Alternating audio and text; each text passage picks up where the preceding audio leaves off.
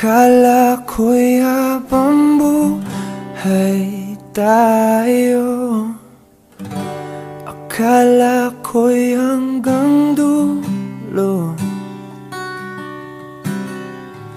Kaya baba ng kalsada, dito na ba tayo bababa?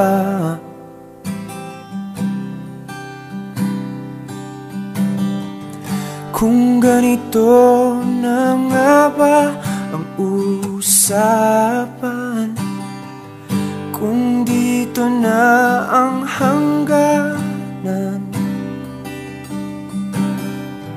dapat sigurong iwasan ang mga minsang kamustahan.